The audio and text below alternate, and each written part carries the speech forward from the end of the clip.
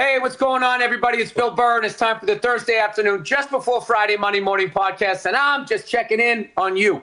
And I have a guest. I can't even believe this guy is on my podcast. This is one of my heroes growing up, little Billy Freckles, when I had my big orange afro back in the early 80s. And I used to go down to the Boston Garden and go to all the Bruins games. One of my favorite players of all time, the one and only, number 16, captain of the Bruins from 85 to 88, Mr. Rick Middleton. What's going on?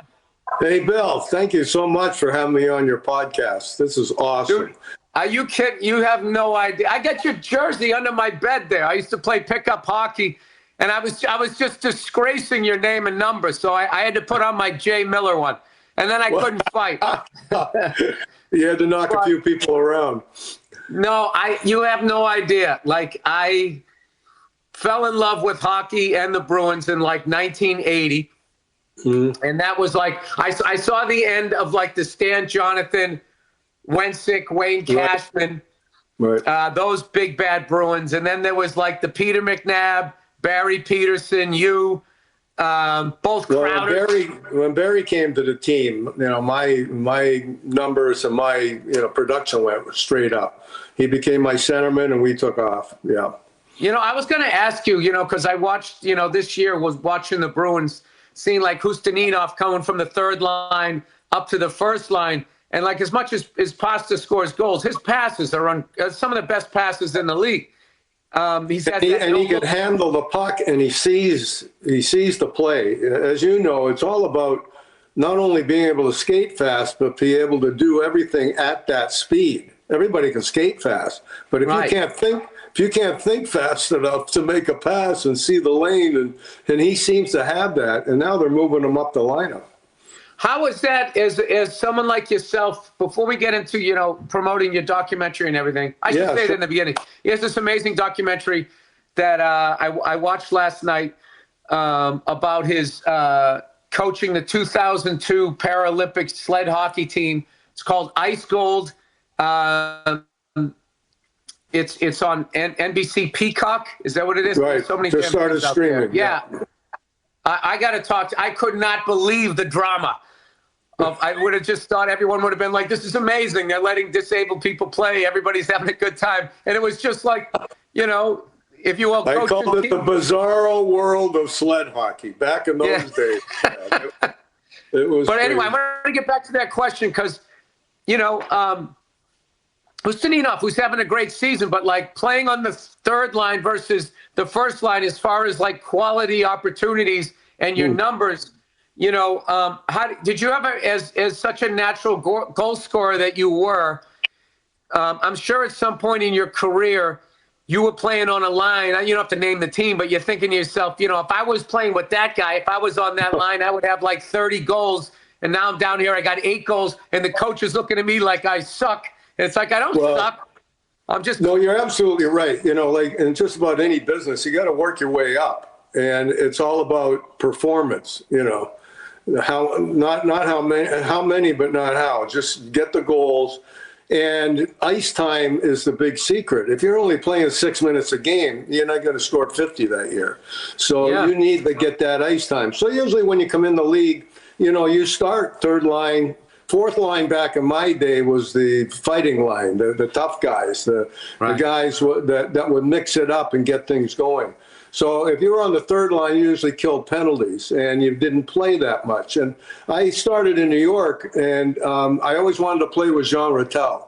But Rod Gilbert was his right winger, and I never had a chance until I came to Boston. And when I got to Boston, my very first game, they played, Don Cherry played me on a line with Johnny Busick and Jean Rattel, 2 Hall of Fame. Oh, my God. And I scored a hat trick. And then Don benched me the rest of the year. He played me, but he didn't put me on. That was in the documentary. Yeah. So how do you... He always joked that he had to introduce me to the goalie at the end of the year. He thought I was a horrible defensive player, maybe because I was minus 38 in New York the year before. But he had patience with me. He developed me, and it took me a couple of years to get his trust that he could move me up the lineup. And I started producing more goals. By '79, I had 38 that year. And then Barry Peterson came to the team in the early '80s, like I said, and we just clicked. And my numbers went up. My ice time went up with Jerry Cheevers. Yeah, he kept me on the ice. I saw in a TV, an old game, somebody asked Cheesy, when do you know to take Rick Middleton off? And he says, when he turns blue, I'll take him off. So I loved it. I would say, as every hockey player loves it. Yeah. No, dude, you on a breakaway, and it was just a thing of beauty. And I always felt you were so relaxed. You never seemed panicked. Like the whole building is looking at you. You're supposed to score, and then you would. But like I went to all like Bruins Canadian. Like my first 7 games, I would just go to Bruins Canadians games because I loved the fights, the rivalry, and the Garden was crazy. And I was at that game, the bench clearing brawl when Nyland was going up. Was that the same game when Nyland hit you with the butt of the stick right in the mouth? We had many bench clearing brawls against Montreal. I don't think it was the same game. Because when that happened, and I don't remember a lot after it happened, I saw the video of it, and I was skating around, and they took him off the ice down the hall pretty quickly. That's the one I was at, the brawl in the hall, yeah. I don't think there was a brawl after that, but apparently I came back out and played the next 2 periods, and I scored a goal. I don't remember a thing. No concussion protocol back then. No protocol in those days. Well, I was too young when you were playing in New York, and I always wondered how they let you go because you were just like this 30, 40 goals a year guy that just fell into our lap. But, you mentioned in the documentary that you were a young guy, you were in New York City, you had a little bit of money in your pocket, and you were... Well, it was the mid-'70s, and there were no rules. And really, I mean, New York was a lot of fun playing at Madison Square Gardens. And I'll tell you, the funny thing was in those days, the Jets and the Giants would play Sunday afternoon, and we play Sunday nights at Madison Square. And all the jocks would go to the same bar. It was before Studio 54. There was a little bar, wow, the Tittle Tattle on First Avenue. And we go there, but we had to be back on the ice Monday for practice. But, when you have a winning team, they look the other way on that. If you're winning, you're doing good. But the second year, when they made the big trade for Esposito and Vadnais, for Park and Rattel, they were cleaning house. And that team never gelled. And when you have a losing team, everybody's on the chopping block. And what happened was they traded Derek Sanderson earlier in '75. Him and I played together. That's why I wore 16 in Boston. A lot of people don't know that because Derek and I were friends my rookie year in New York. So they traded him early the second year. And a couple months later, they asked the owner why they trade Derek. And he put in the paper that because he was getting 2 of the younger players into training problems, Rick Middleton and Ron Greshner. They actually put our names in the paper. Wow. I was a little bull about it, but I didn't say anything right away. And a couple of weeks later, a reporter comes in and asks me the same questions again, what did I think? And I didn't say anything, out of that would get me in trouble. Let's put me that way. Next day, I walk into practice. My teammate hands me the New York Post, inch-high headlines, Middleton takes shot at the boss. That was February. I got traded in May. Yeah, but that was also your education. Article. That's amazing. No, that's your education, though, the press, though. That's why Bill Belichick wouldn't say anything to him because no matter what you say to him, they turn it into some BS like that, and then they turn around and punish him, and they don't vote for him in the Hall of Fame. It's really, it's really. I found it hard to believe the New York Post would do that. I know. It's such a respectable newspaper. Yeah. So before we get into the documentary, when you played with Team Canada in '84, I'm thinking that's got to have, is it Gretzky and Messier on that team? No. Yeah. I was lucky enough to make it in '81 because Gilbert Perreault got hurt, and they asked me if I could play left wing, and Don had played me at left wing a lot in the '70s. So I said, oh yeah. So I made it at left wing in '81. and we lost to the Russians in the final. And in '84, I got invited back, and I was up in the air about going. So I went to camp, and they put me on the line with Gretz. I'm like, why didn't you tell me? I would have worked out harder or something, and Michel Goulet, who's in the Hall of Fame from the Quebec Nordiques. It was a great line, but the team never gelled. We finished fourth in the round robin, almost lost out. Russians were first, so we played them in the semifinals, and we beat them in overtime on a Mike Bossy tip-in. And we played the Swedes in a 2-out-of-3 final, and we won the Canada Cup that year. But it was awesome playing on the same line with Gretz and Goulet. Well, I think that's a nice way into your documentary, as far as you're talking about the team not gelling and everything. And if you had to if you were a betting man and you knew two teams were playing, one team gelled and one team had more talent, you're going with the team that gels? Yeah, I mean, the team that's together, you can tell teams that really have it together or played. That's the way I looked at the Bruins in the 70s. We were almost by the numbers. Teams got so frustrated against us because we were such a good defensive team, and we could score goals also, and the team was tough. Nobody wanted to come in Boston Garden. We had it all. It was only for the Montreal Canadiens that had all that talent that could beat our team. But we had the team that really gelled well together. We just couldn't get over the hill and beat Montreal. Yeah, well, unfortunately, my first Bruins game I went to was game one of the 83 playoffs, best 3 out of 5. We won the President's Trophy that year, and then those guys came in and they swept us. And I remember I went to the game. We went to the game through my high school because the French exchange students had come, and they heard people that were Montreal Canadian fans there speaking French.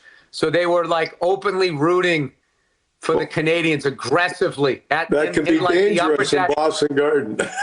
Yeah, I still remember my teacher. She was kind of looking around wow, this is getting intense. And I'm like, these kids are about to, and they were European too, so they were built like a number 2 pencil. And I'm like, they're going to get thrown down onto the ice. So anyway, so last night, so I watched, there's just some really amazing, and I don't even know if it was on purpose, but you're watching these disabled hockey players, and one of the things that they brought up in it was when they were talking to the press, they said, say anything about us, but don't say we're inspirational.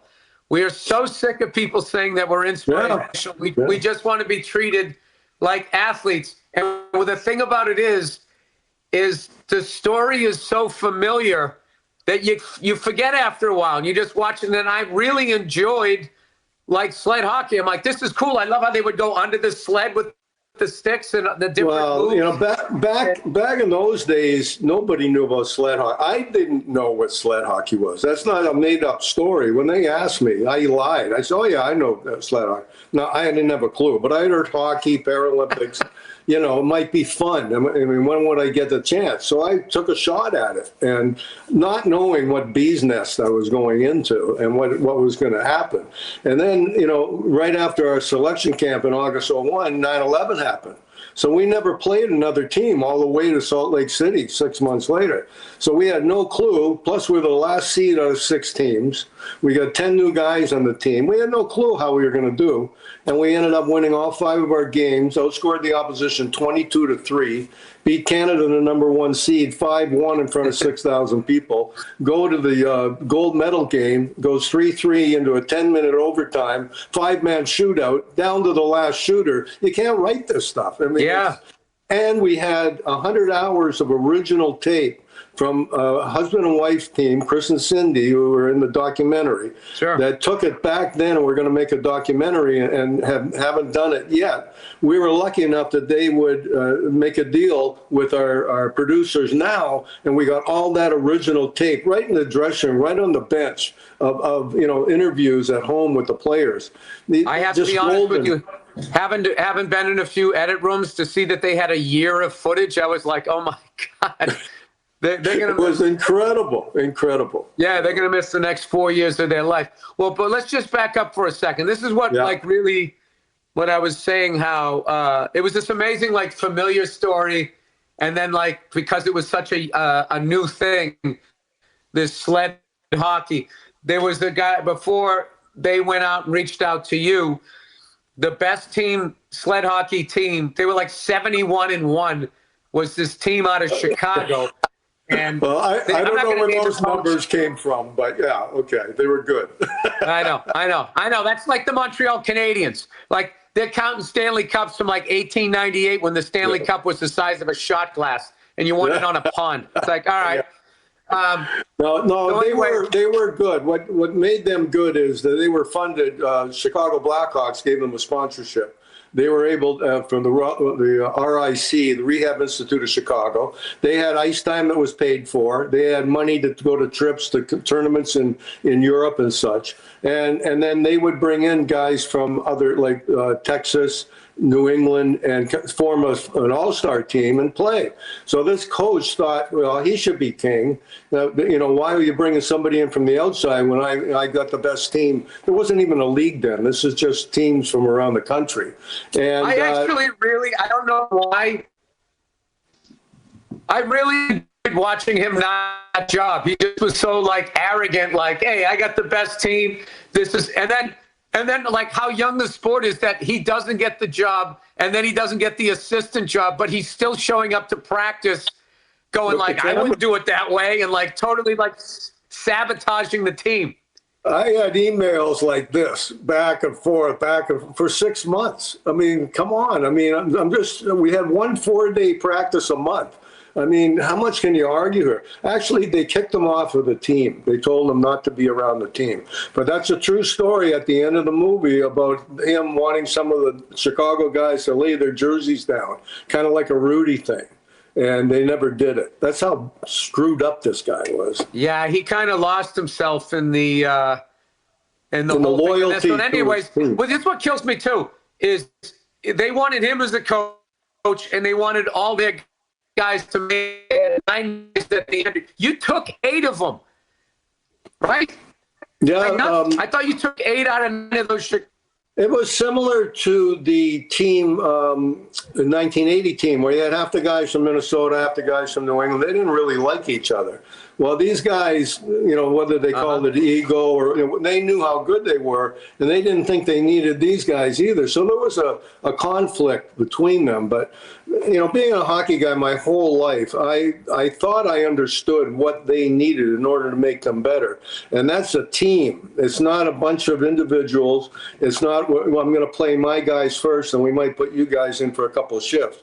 You had to have a team, and you had to have a system. And these guys had never been taught a hockey system. If you're going to beat the best teams in the world, you better figure out how you're going to get the puck. Because every movie, every film I saw in the past, these guys never had the puck. They're always chasing the other team, and you can't score without the puck.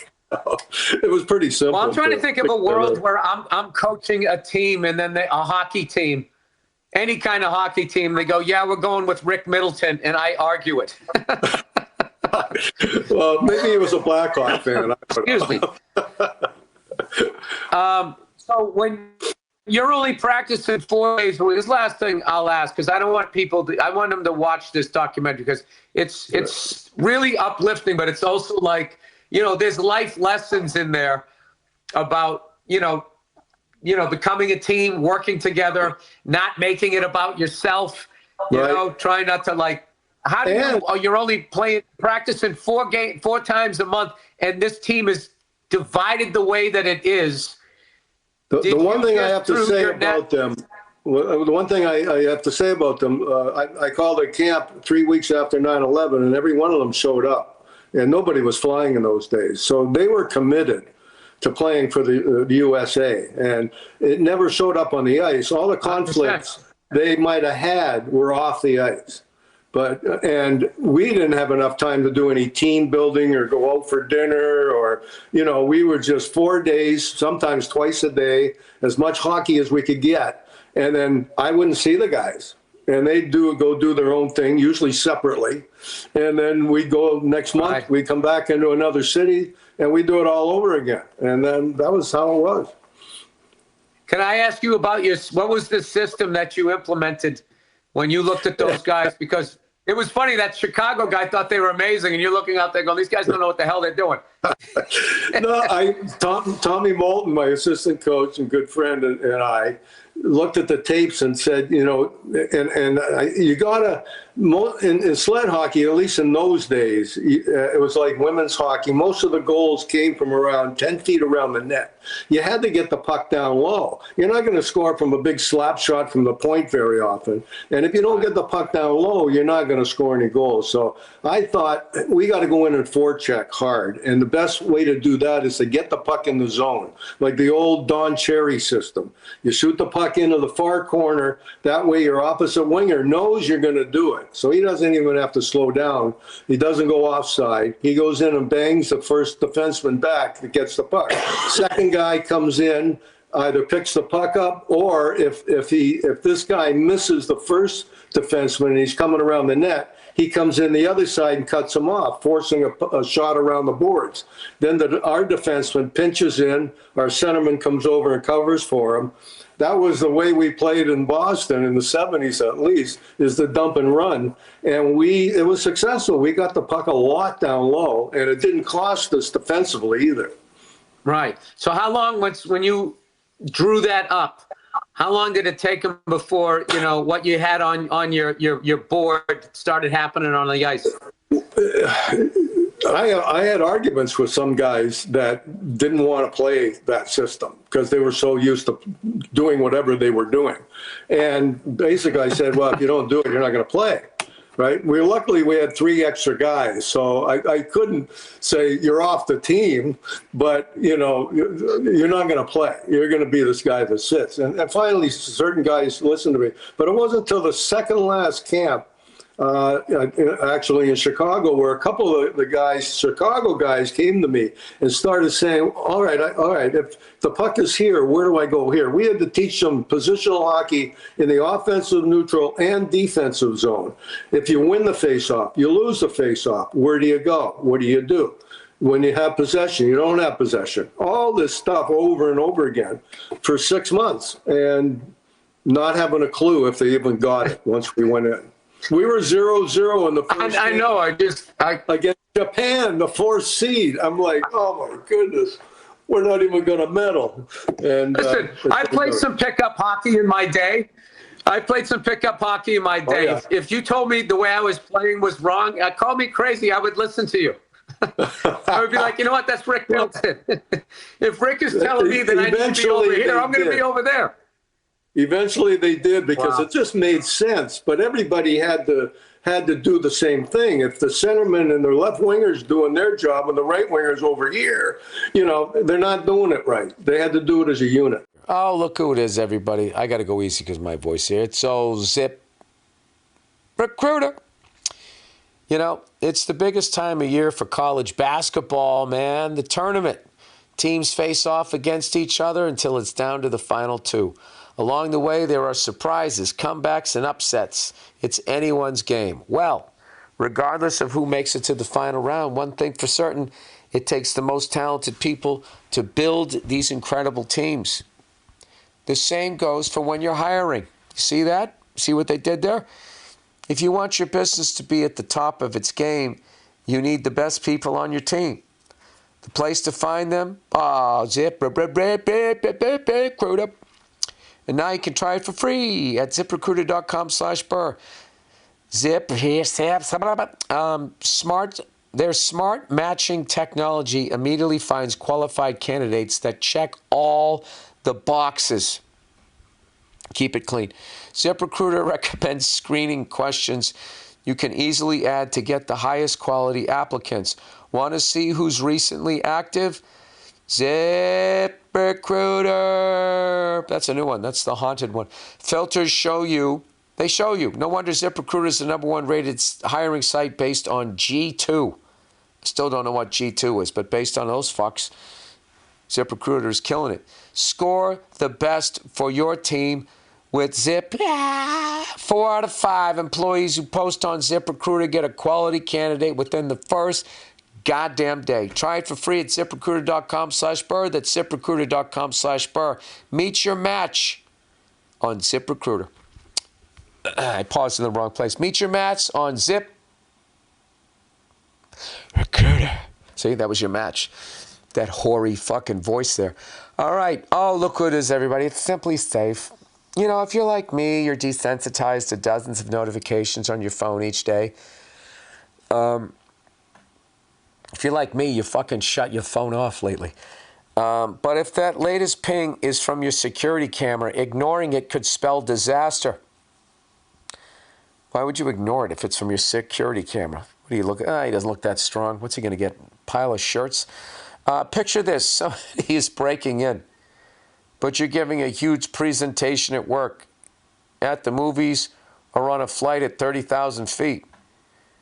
You'll see the footage in a couple hours, but by then it's too late. That's why I choose Simply Safe. Simply Safe is a customizable home. Well, what the fuck kind of security system do you have? If you don't have Simply Safe, you have cameras set up so you can see what's happening, but you're at work, you can't stop it. Oh, you have the extra step we then have to call the cops. So if you get Simply Safe, they're right on it. Simply Safe is a customizable home security system backed by 24/7 monitoring agents I can rely on to act even when I can't.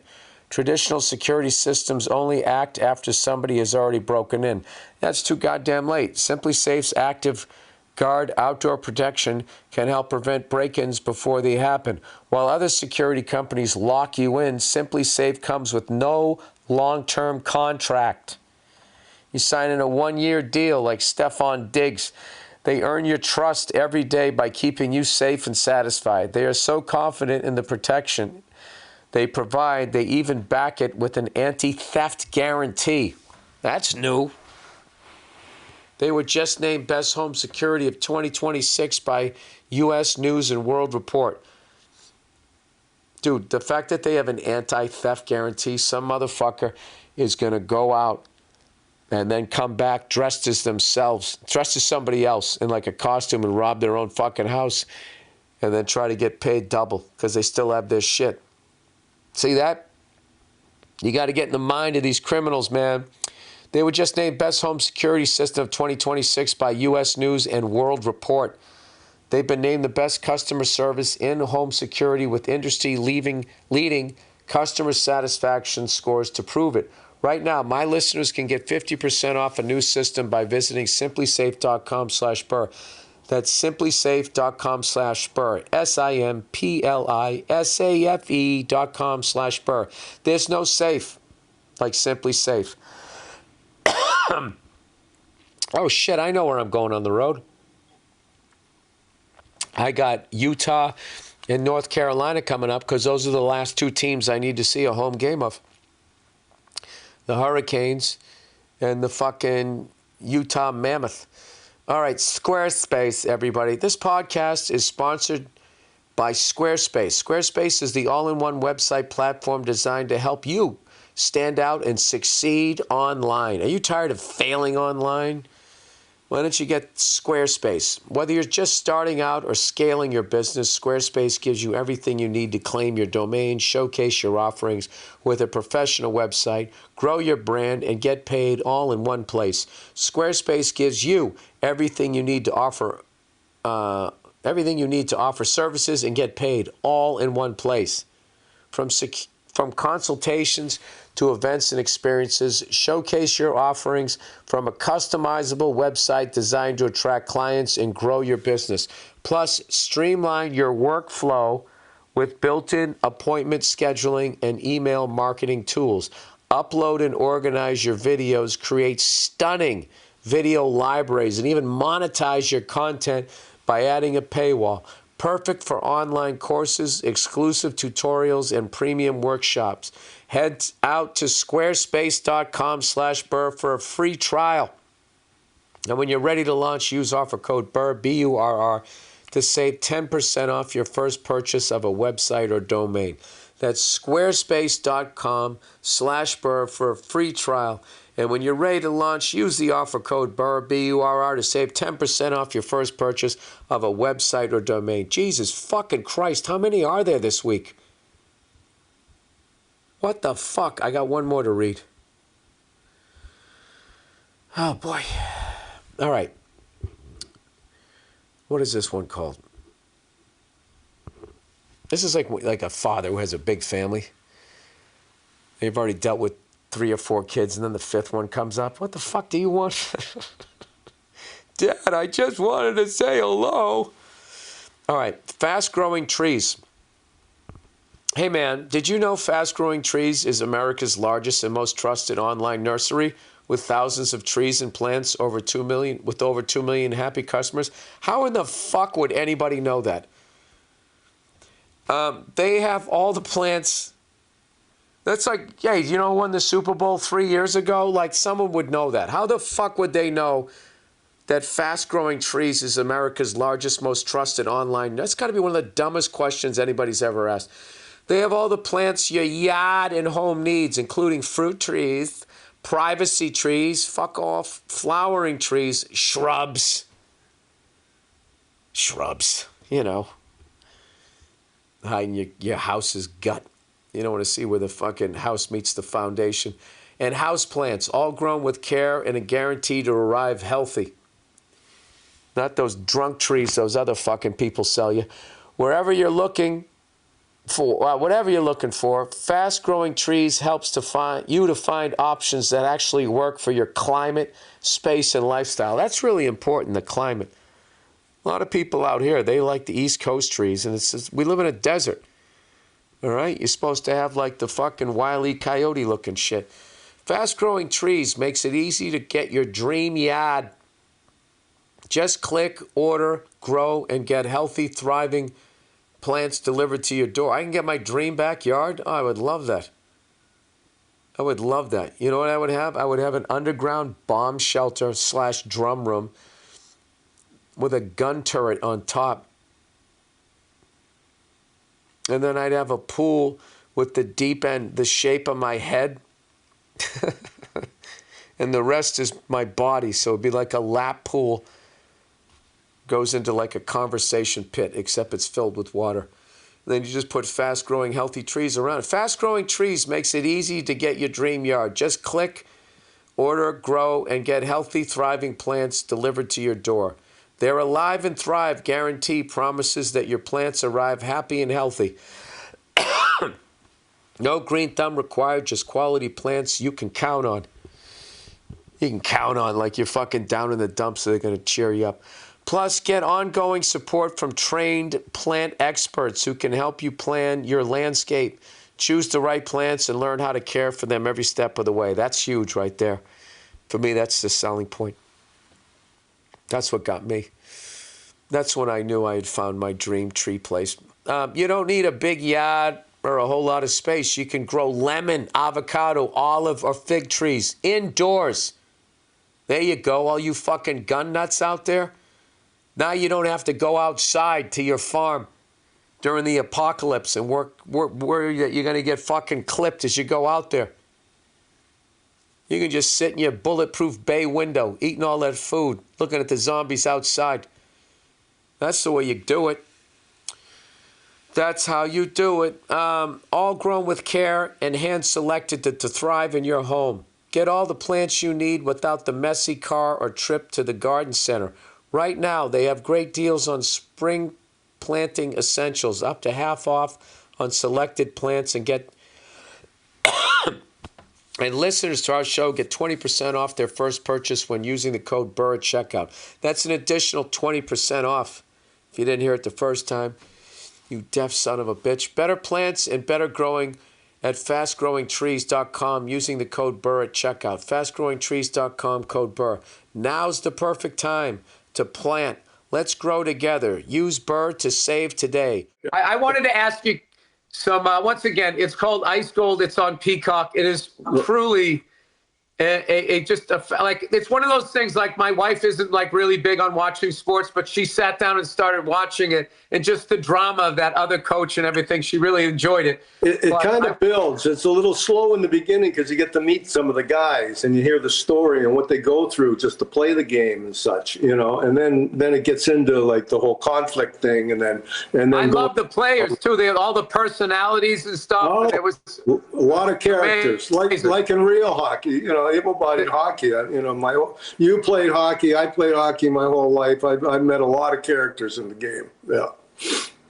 I was never from a hockey family, so I played it later in life when I find, if you don't come from a hockey family, they're not getting up at 4 a.m. to take you to practice. And it was, it's a special group. It's a special group. Yeah. Right. Well, speaking of characters, I got to ask a couple of, old school NHL Adams division, Patrick division questions. Like when you talk about characters, who was like a team that was coming up and there was just like a guy like, oh my God, Dino Ciccarelli or Dale Hunter, like these madmen that I remember that were out there on the ice that you just didn't want to run into at all. And, when you're out there, you're a player. You won the Lady Byng. Well, I was fortunate to play on a team that other teams worried about. Terry O'Reilly, Johnny Winsing, Stan Jonathan, guys like that. And those were just a few. I mean, we had a pretty big team and we had a good team. And so nobody wanted to come into the Boston Garden because there's no corners. You can't hide. You don't have any time to move the puck. And you're going to get banged. And there's going to be some friction. And, I was lucky that most teams had to concentrate on those guys and I could do my thing. And, it didn't always work. I didn't always get that much room. I got a few shots, but for the most part, playing on a team that's tough is a lot easier than playing on a team that you worry about going into other buildings. I mean, when I was playing with the Rangers, the Broad Street Bullies were around at the height of their Gundam or whatever you want to call it. And actually, my first fight in the NHL was against Dave Schultz, my rookie year in New York. You fought Dave Schultz? Well, the funny thing was, I met Dave doing charity games and stuff afterwards, and I told him in a bar one day that he had 600, I had 6, right? And I said, Davey, I said, you're in my first fight in the NHL. He looked at me and goes, I fought you? I'm like, I said, well, I don't know, but I probably didn't start it. That's amazing. It's also amazing that a guy could meet a guy that he fought, not even remember him because he had so many fights. Oh, I know. And that was my first one, so I remembered it. Luckily, he missed with a haymaker and an uppercut, and then the linesman jumped in. So I made it. I've watched highlights during that era of the Broad Street Bullies. Dude, they would pull each other's hair. I mean, it was insane. There was no third man in. That was a wild time. Well, everybody paired up. And then, if your guy's getting beat, then somebody would jump in to help him, and then the bench clearing brawls. That was the deal back in those days. And you give the Flyers credit because a lot of teams did not want to go into Philly and play them, similar to the Boston Garden. The Philly flu. And the Philly flu, and they had a good team too. It wasn't a great goalie, but in '78 we played them in the Spectrum. And they got the first 2 games, and it was a funny story because Don hadn't played me that year regular. So first game goes into overtime. He comes over to me in the dressing room, and he looks down, and he kind of whispers, he goes, "You're going to get the winner." So I look up at him in my normal sarcastic way, and I look at him, I go, "So I must be playing, right?"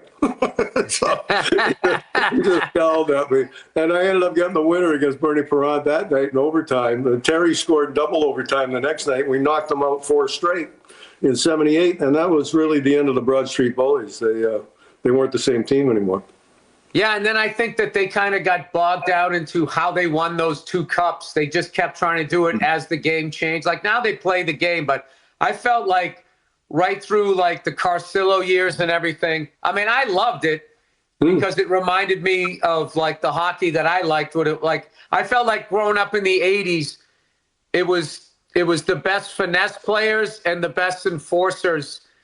Well, you had to have a combination. Jay Miller, Bob Probert, and then you had Gretzky, Lemieux, Yzerman. I got to see the end of Marcel Dion, Guy Lafleur. I saw the end of those guys, Michel Goulet, the Stastny brothers up in Quebec. And it was amazing. It was just an amazing. Some awesome players. Absolutely.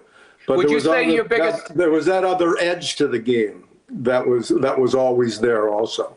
Yeah, would you say that your biggest rivalry was still when you were at the Rangers? Was it still the Islanders? That was only Philly? starting out. The very first year I was with the Rangers, we lost a 2 out of 3 series in those days. There was some sort of 2 out of 3 series, and the Islanders beat us. That was the very first playoff series they won, and obviously they went straight uphill from there. But it's always Islanders, Rangers, still to this day. Yeah, I had a friend of mine went to college out in Hofstra. And we went down there one time to visit him in the late 80s. And we saw that Nassau Coliseum was there. Like, hey, the Islanders are playing the Rangers. And it's just, this is still the early days of cable. So we didn't realize how heated that rivalry was. So when there was like fights in the stands, they were chanting 1940. And I just remember sitting there going like, because I was just totally neutral. Like, I just don't want to get this shit kicked out of me. But it was just, I still remember in the upper deck seeing this guy with his it was the 80s. He had like that skinny Michael J. Fox tie, like after work, like throwing uppercuts, laying across this guy. Like insane, just an insane time. But anyway, I just want to, I have to tell you, school was hard for me. And that was a tough time in my life where I was like thinking I was going to go to a great college. And then, I don't know, I just didn't do well in high school at all. And I sort of floundered, but like hockey was. You seemed to do okay for yourself. Yeah. Well, I turned being a class clown and not paying attention into a job somehow.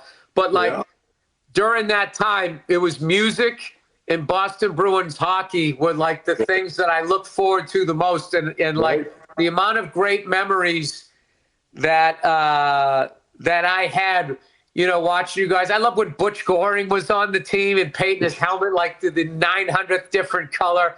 And just the fact that the Bruins things you remember. How the Bruins ice surface was smaller than if you went up to Montreal. Like no other sport was like that. And just the old wooden seats, right? The old wooden seats. Yeah. When I was on the road, I took a tour of Maple Leaf Gardens before they ruined it. They'd already taken away the ice, but I got to go in there. That's one of my big regrets. I never went there. Those old places like Buffalo, the Odd. I'm from Toronto. I dreamed about playing at Maple Leaf Gardens, and I played junior hockey for the Oshawa Generals against the Toronto Marlboros. My first game in there, I hated it. It was hot. It was stuffy. There was no airflow. And I dreamed my whole life as a kid to play there. And the first time I played, I went, I hate this. I can't breathe. Were you fighting the feeling and then finally just gave into it like, no, I don't like this place? I just noticed it right away. Compared to other rinks, it was very hot in there and there was no airflow. And I just remember that. You know how you remember stupid things. My dad used to take me to the odd game, but he was a printer. He didn't get the tickets very often. We'd have the gray seats way up back. But like you said, you remember going with your dad or your family, and those are your memories. You had that era that you really remember, and it's so special. Yeah, well, that's one of my, I still, when I go back and I do the Cam Neely, Dennis Leary benefit, I still like when, there's always, Cam's there, obviously, Jay's there. I remember you being there. I think you were there the year I saw you at the after party. We all went and watched the Tyson Holyfield fight when he bit his ear. And I remember you walked by and I was like, that no one knew who I was. I was like, holy shit, that's fucking Rick Middleton. The last memory I have of going there was at the Orpheum. That's how long ago. Maybe that was the year. But yes. But maybe Dennis that was got the year up on because stage. the first year I did it. Yeah, he got up on stage and he didn't say anything. The first words out of his mouth was, Bucky, you know what, Dent. Yeah. Right? That's all he said. That's all he said. It was classic. That's one of my favorite things. So maybe next time I do the Leary thing, if you're down there, I would love to have I don't drink anymore, have a non-alcohol beer with you. Yeah, that'd be awesome. Yeah, I love those non-alcohol beers. Yes. The second one feels stupid, though, It's like, what am I doing? I know. The first one's refreshing. I never drank beer in my day. I was more of a hard liquor drinker. And so I drink more beer and non-alcoholic beer now than I ever did, which isn't a good thing. That's where I ended up at the end of my drinking, as I was trying to cut the calories by drinking harder stuff. Yeah. And I had my quota. I'm good. Thanks. Yeah, I used up all my fun days is how I use that. Well, listen, the name of the documentary is Ice Gold. It's on Peacock. Even if you're not into sports, it's such an amazing, amazing story. And it's a great sport. That was my takeaway. I would go to a game in a second. And it's just it's still, like you say, hockey is hockey. And I just loved how, it's funny when they said that, those guys were getting out of the wheelchair. You said you get on the sled, you felt that wind and everything. I always said that about pickup hockey. It makes you feel young again because you feel your shirt doing this. You feel like you can run again. That's why I didn't wear a helmet. I feel the air through the air through your hair, But no, these guys, the Paralympics are starting this Saturday. What's great is the Olympics and Paralympics put on NBC. They do a great job of it. And so our documentary couldn't have come out at a better time. Men's teams and women's teams win gold. Hockey is in the news every day. And now the Paralympics are coming. And after, we never got invited back to coach for a couple different reasons. But they turned a gold into a bronze in 2006. And since then, they've won 4 golds in a row.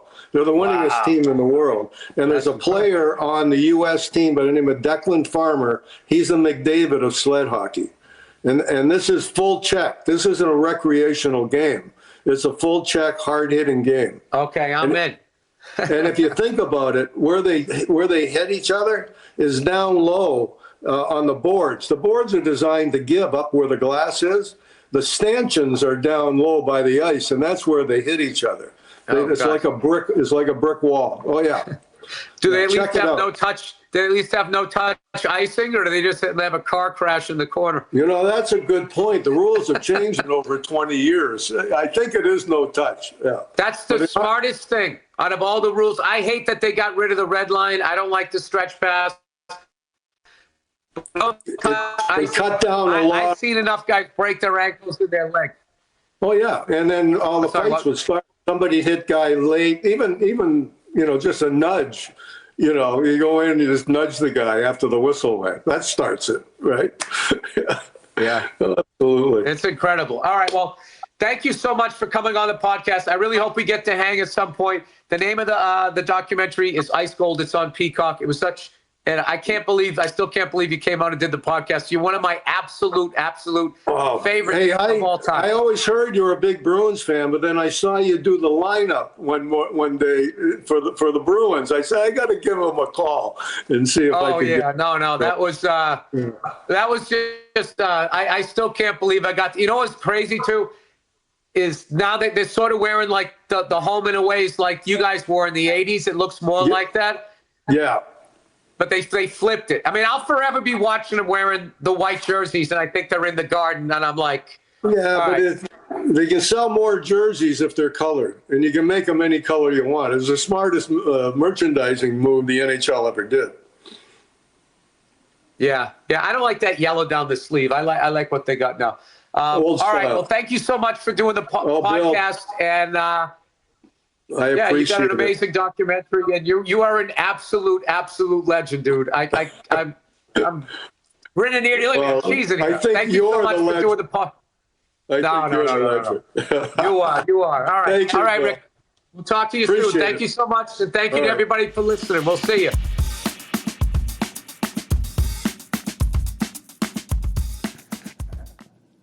Okay, before I start the podcast, I know this is weird because I'm not saying what's going on. I just got to let you guys know I got a big tour coming up this year, and all the pre-sales for most of my shows are going on sale. A special password has been created for podcast listeners to get tickets first. Use the code Billy Baldwin. You get it? Baldwin. All capitals. BILLYBALDWIN. It's active now, midnight on Sunday, Eastern Standard Time. And the public sale will be Friday. March 9th, 12 p.m. All links will be on BillBurr.com soon. I will be in Atlanta, Georgia, San Francisco, Dublin, Ireland, London, England for my 50th birthday. Minneapolis, Detroit, Portland, Oregon, Seattle, Houston, Dallas, Las Vegas, Maryland, Virginia, Charleston, South Carolina, Inglewood, California, Denver, Boston, Baltimore, Atlantic City, Chicago. More dates to come. Jump on the website and whatever. Use the. Where the fuck do you go? I guess we're going to have links on all this shit, right? That's right. That'll be on the website. I'm sorry. All right. So check that out. My tour for 2018. And once again, thank you to everybody who's planning on coming out to my shows. I appreciate it. And now here's the podcast. Hey, what's going on? It's Bill Burr, and it's time for the Monday morning podcast. For Monday, I'm going to go with, what's today? Thursday. 1st, 2nd, 3rd, 4th, 5th? March 5th? March 6th? You're asking the wrong person. I know. I'm asking the wrong person. I'm recording this on March 1st. Very special guests on the podcast. We've had two special guests in a row, which means my podcast continues to get more and more special as I drop the fucking recorder. We have the great Al Jourgensen from Ministry right here. He's got a new album coming out, and for whatever reason, he wanted to come on my stupid podcast to promote it. One of the legends of really the last 30 years. Basically, you invented an entirely new kind of music, right? You were credited with coming up with what they called it, industrial, something like that. Something like that. I just think it was probably a bad strain of acid in the 90s. Well, you were getting credit all the way back into the 80s, though, weren't you? Well, yeah, that was the good strain of acid. The 90s kind of went downhill, but what is the golden age of acid? Would you say? Oh, the 60s, definitely. When they finally figured out the DMT compounds that were in organic plants and were able to make it chemically, that was the golden age because it was pure and before it hit the streets and they cut it with strychnine and baby aspirin and whatever else right. they were cutting. I mean, I lived with Timothy Leary for 2 years out here in Jesus Christ. for a while. And you survived? Not only did I survive, I can't wait for the book to come out because what he would do is he would just have me inject like psychedelic compounds that were sent to him by universities around the world. And then he'd take notes on me as the guinea pig. Is universities code for the CIA, or is it actual, like, universities? Probably a little bit of both. Yeah. Let's go all Alex Jones. Yeah, let's do it, man. Let's do it. Fuck it. So wait. So how do you meet a guy, and how does he bring up? Hey, you want to live with me for a while, and you don't have to pay rent. Yeah. I'm just going to occasionally inject you with some acid I got through the mail that's allegedly from a university. Well, the story of how I wound up with Tim is actually better than me being with Tim. Is I met Tim through William Burroughs, which was another long story on how I met William Burroughs, and we did a video with him. He played wide receiver for the Houston Oilers? No, that was Ken Burrows. That's Ken Burrows. I know he's one of the beat writers that I never read. Did he write Naked Lunch? Yeah, he wrote Naked Lunch. He did? Yes. Bam! Yeah, amongst other things, Nova Express. Yeah, the guy was a genius, and we wound up working with him because because we sampled some of his spoken word, and Warner Brothers wouldn't release our record at the time was Psalm 69, I believe that was early 90s. And they wouldn't release it, and they said, well, we can't get clearance for this. And so it was a little blurb in Random Notes in Rolling Stone that said, Ministry album postponed for another year until they can figure this out. And then the Burroughs people called me and said, nobody asked us. We'd be happy to give you this shit, man. Oh, wow. You know, hey, when do you want to work? You want to do some other stuff? They were all happy about it. So then I wound up hanging out with Bill in Kansas. Well, when did the album come out then? So they didn't have to shelve it for a year? It was like shelved for about 3 months, but it wasn't like the year that they were saying and all this. And then we got clearance. And then Bill Burroughs introduced me to Timothy Leary during that Lollapalooza tour, and then after the Lollapalooza tour was done, I was kind of sick of rock music, so I just wanted to take a year or two off. because it was just really gross. It was just, all the after parties and all this stuff. It just gets old after a while. So it wasn't the music that was happening at the time. It was just you were burned out from all the partying and all that. Everything. So I moved in with the psychedelic master of all time to get my head together, which is not a good idea. I was trying to picture how this was going to work. Like, I was sick of the partying, so I moved in with Timothy Leary so he could experiment on me with like acid and shit. All right. You know who owns the notes that he took on all of my trips? Because this is a weekly thing. So you're fucking tripping, and this guy's just looking at you taking notes in the corner. Yeah, I never. Yeah, it was dropped insane. acid. Is that how you kids say it? No. I injected it. Oh, sorry. Like a fucking lab rat. Okay, he had me injected because he knew I was a junkie at the time. I haven't done drugs in 15 years, by the way, except for psychedelics. I haven't done heroin and coke and all that crap.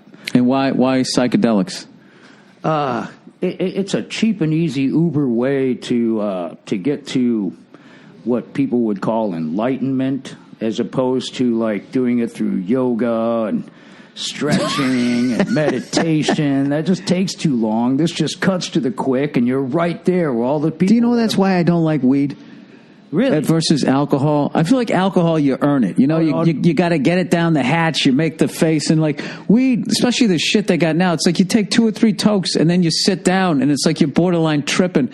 I just don't feel like I earned it. I feel like a trust fund kid. Well, I'll say this. As far as like textiles in the modern age. Wait, this is cutting in and out. This is my shitty thing. I can't move too much. All right, sorry. It's one of the few things that have actually improved over these recent years is the quality of pot and obviously the quality of electronics, thanks to like stolen alien technology or whatever the fuck we got going. Right. The quality of pot has improved to the point to where it's almost like you used to really get stoked for like a weekend of mushrooms, and now It's just like you smoke pot every day, and it's just like the weekend of mushrooms is just like. It's kind of the same thing. Yeah, the pot's improved, especially out here. I've never taken mushrooms either. I've never done any of the hallucinant Let's do stuff it this weekend. Well, you got a Vancouver show. Yeah, I'm going to load you up with some shrooms. You can go to Vancouver. I don't know if I want to do that. I think it's just my headphones that it keeps cutting in and out. But I'm watching the little bubbles here, and they keep going up like I'm talking. So we seem good. Yeah. Okay. Cool. Well, you know what? There's a lot of people out there like myself that have never tried any of this shit. So what is it like to be on mushrooms? I'm never going to do it. Maybe when I get like my kid grows up and goes out of the house. You'll do it. No. I don't want to do it in a hacky way, like go to fucking Joshua Tree and be like, hey, man, like look at the rock formations. No, don't do that. But I want to go to Best Buy and get like lost. No. Freaking out looking at the screens. No, you need to be a veteran at that point. You don't go into a mall with like fluorescent lights or a shop like Home Depot or Lowe's unless you're an experienced tripper. Because that's when incidents happen. So if you go in there and you've done this a few times, you find yourself smirking at the absurdity of places like Lowe's or Home Depot or strip malls or things like this. But if you go in there first time and do that as your first trip, don't call me for bail. Look at all the shovels, man. I just start freaking out. Are they going to dig my grave? Yeah. No, the first time I think was tripping a little bit was I ingested weed and then went to the airport to board an international flight, and I ate 2.5 pot brownies, and I was just...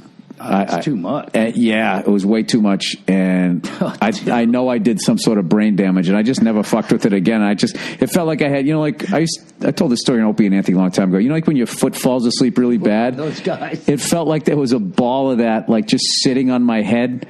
Like, those things you use in the shower, those big puffy things. It felt like there was like that size of it just sitting right on the crown of my head, and I was like weed hung over for like 2 days. Dude, I went to Costa Rica and I got off and I thought I was going to get arrested. All I was thinking was like Midnight Express and all that shit. But so I always like booze because, I was a corny kid and in my world it was legal. Like it's not a drug, man. It's legal. It's a simple high too. It's just like I'm a simple guy, Al. Yeah, okay. Well, it's a simple high, and there's a spot for alcohol in one's life. I would assume, but Yeah, it gets a bit more complex with psychedelics and weed and shit like this. And heroin and at first, is really actually it's a psychedelic at first, and then it becomes a day-to-day drag and routine, which you're not using the drug is using you, all these great cliches, blah, blah, blah, blah. How long does that take? When is the honeymoon over with heroin? Oh, well, technically, looking back on my days, a couple decades of doing that, I would say after the very first hit. Really? Oh, no. And then you spend the next 20 years trying to recreate that first hit. Now, were you able to, try heroin, right? This is so bad for kids listening. Were you able to try heroin and walk away from it? Can people try it and walk away from it and just be I did it. Yeah, I think there are, and especially because the first time you do it, generally it consumes the body so much that you're just so not used to this kind of forced, almost hyperloop tunnel into the unknown that you throw up.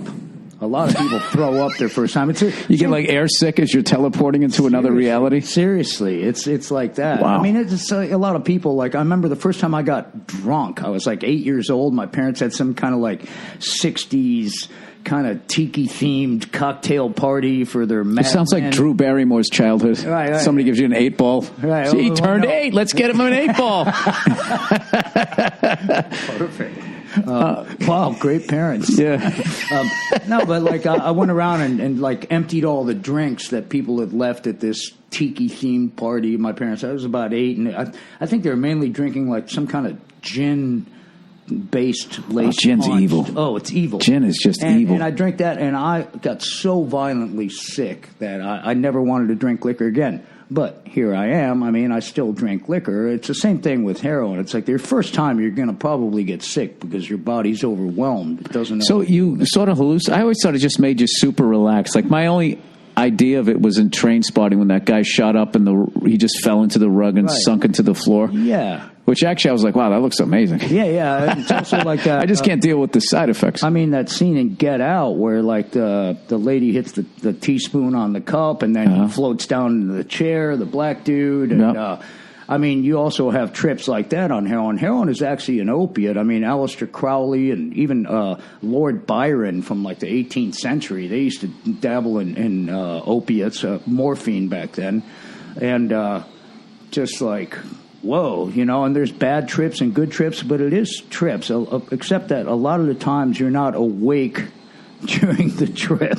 So it's more like a controlled or uncontrolled dreamscape that you're having, even more uncontrolled than usual. Because how do your legs feel afterwards? Whenever back in the day when New York was New York, and every 10th corner there would be a junkie just nodding out on heroin. I remember Mark Maron used to do this hilarious bit about how they never tip over or something like that. But they don't. Yeah, and the thing was, they would be in doing the longest squat ever. You know what I mean? If you do a set of 10 of squats, your fucking thighs are burning. So how does that feel? That's what I would think. I wouldn't think, man, this guy's fucking his life up. It's minus 30 out. He has no coat on, and he's just standing there slowly going down to the ground how do your legs... Slowly. How do your legs... Yeah. All right, well, okay. What do they feel like afterwards? Ask yourself this, man. Let's say, transport yourself to the Amazon jungle. You got sloths there. Right. That sit there and hang on this one branch for days at a time.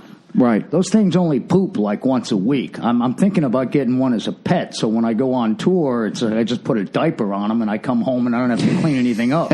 Just have a sloth hanging out. He's only moved 3 feet over. I know, right?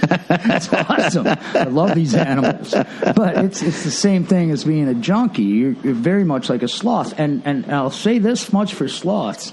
You can diss them all you want, but they've been around for over 3 million years. Now, is there a group of people out there just trashing sloths? I just like how you said you can talk shit about them all you want. I've seen it. I've seen it on the interwebs where people are downright bashing sloths, and I'm like, such a sad world. Well, that's capitalism. That's America. It's we don't like sloths. We like go-getters. Get off your couch, you fat fuck. I'm trying to make money off you. So that's what a sloth is like, being a junkie. And yes, you can do superhuman feats of hanging on a tree branch for 3 days, and Right. you can go into squat position. You probably thought, like, you know what, you're in an alley, you're high out of your fucking mind on heroin, and you go, I got to take a shit, and you probably start the squat, and about 3 days later, you finally finish up with the shit. Well, you know what? The one thing, the one good side effect of heroin seems to be, if you survive, is you're kind of in shape, borderline shredded for the rest of your life. What is that? Dude, Every fucking guy every rock star I've ever seen that had a 10-year period on heroin, they're like 70. They have like 0% body fat. They still have abs. If it wasn't for their old skin hanging off of them, they could model underwear. Man, you just described me perfectly. Yeah, they got. Thank you. But, no, I asked William Burroughs What about the that. fuck is going on around here? This the is leaf insane. blower. Oh, Jesus, I don't even know who that guy is. Are you sure he's the leaf blower? I think he's from Terminator 5. It's probably how he breaks into houses. That's his thing. He just walks around with the leaf blower. William Burroughs at 78 looked like he did at 18, which at 18 he looked like he was 78. But he just never changed after Right. that. It was like this weird pickling. And, No, and heroin addicts get that. They get pickled. Not only was I on heroin, but of course I was on the methadone program for 18 years, invented by the Nazis. You know, another thing to be. You don't have a wrinkle on your face, dude. It's hilarious for all the shit you did. I'm fucking pickled, and it's been 15 years since I even touched this shit. I heard your podcast last week bitching about like, oh, you're 50, and you're. Let me tell you, the next 10 years, because I'm going to be turning 60 this year. You're in Fuckville now, man. No, I'm going Sting in my 50s. No, I don't care how healthy you try and yoga. You're fucked. No. You treat me like a sloth right now. No, I resent it. You're fucked. I mean, just look. I get up and I ride 20 miles a day on a stationary. Tell everybody what you watch when you do it. Do you remember what you were telling me? At least you were last time I talked to you. The reality show you used to watch when you would... Oh, that 600-pound life thing, man? That's like insane. So you'd sit there watching... I mean, my wife started watching this. I was like, Nia, you have to shut this off. Because I watch Biggest Loser. They're funny fat. Yeah, but they're funny fat. And they shower scenes. 600-pound life.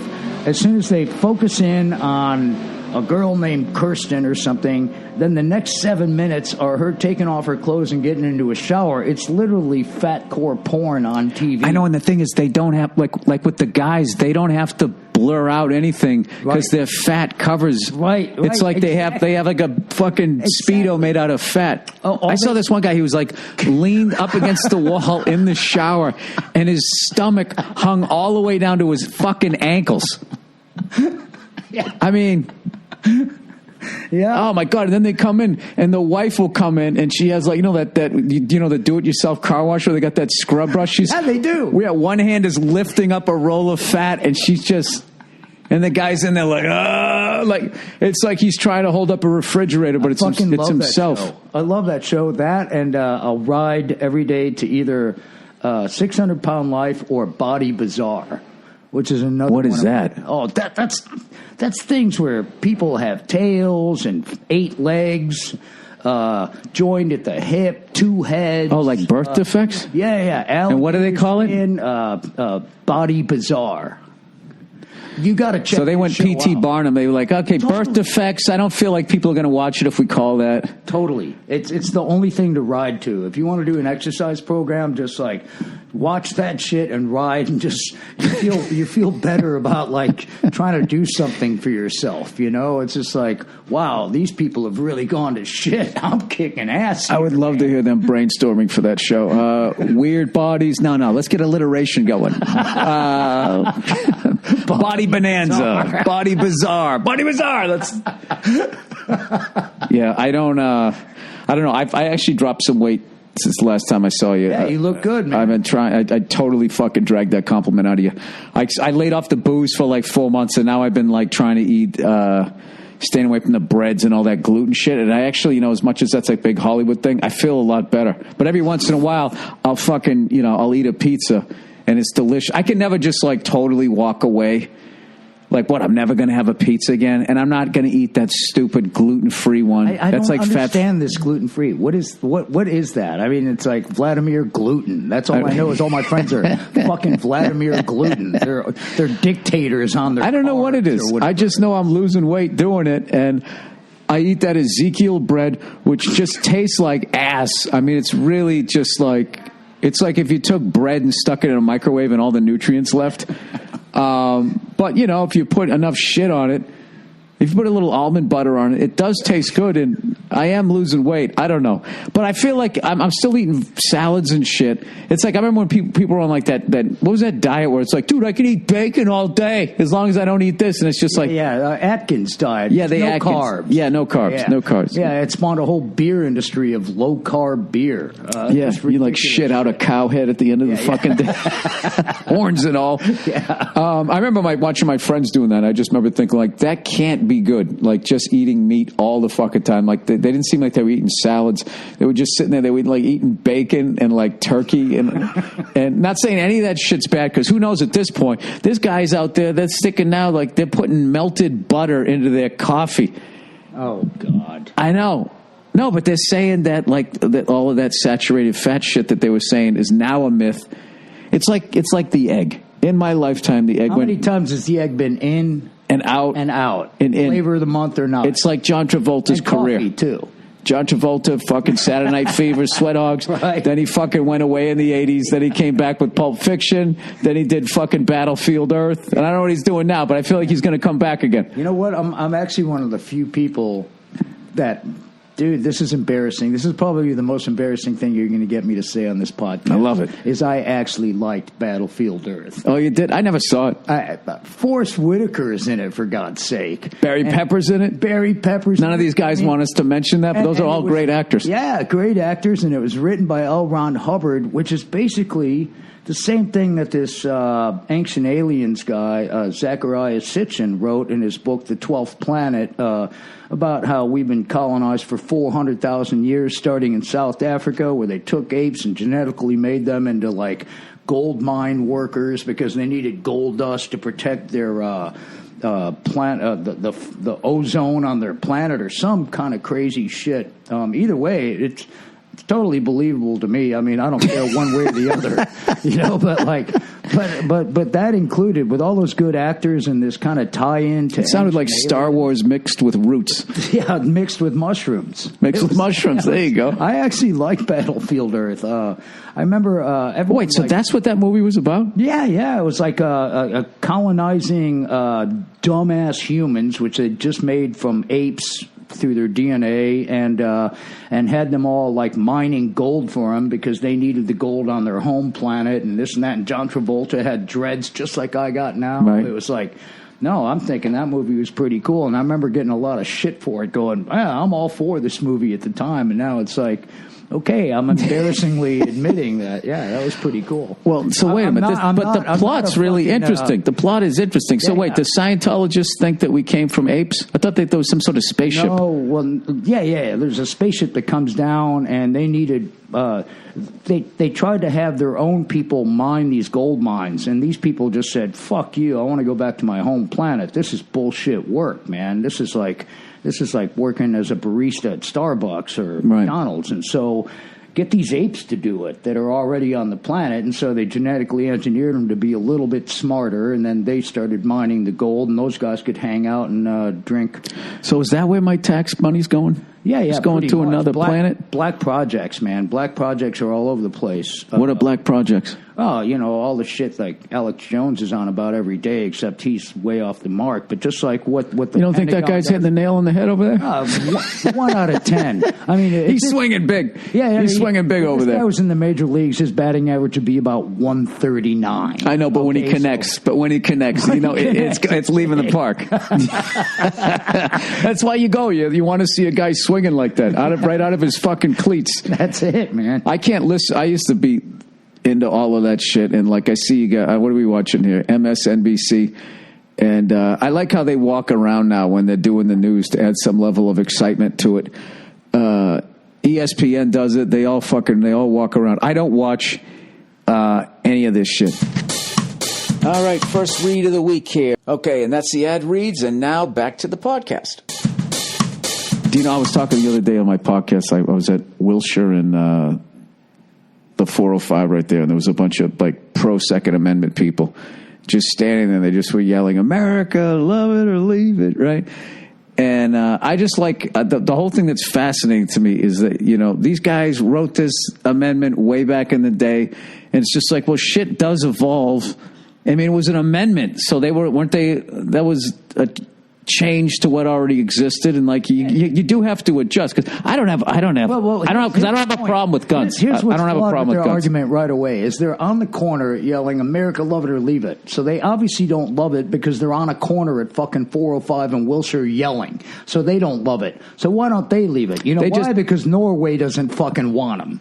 Oh, all right. I don't know. Why do they not have guns out there in Norway? How do they keep their people under control? Well, no guns. I know. I look. I don't have a. I don't think there's anything wrong with guns if you fucking own them responsibly. They just have to figure out a way. If they could just figure out a fucking way to make sure these fucking lunatics who then go on social media saying, I'm going to do this shit, and everybody kind of ignores it. Hey, man, it's this simple. If you get a couple DUIs, they take your license away. Right. If you're going to get a gun, you've had a couple batteries, assaults, domestic shit, all sorts of crappy stuff, right, and you tortured animals as a child and you've been thrown out of 5 schools, it's probably not a good idea to get a gun. I have nothing against guns either. I mean, look, you know, if you're some Grizzly Adams type living in a cabin in Colorado shooting grizzly bears for hides, food, tent, sustenance, this and that, good on you.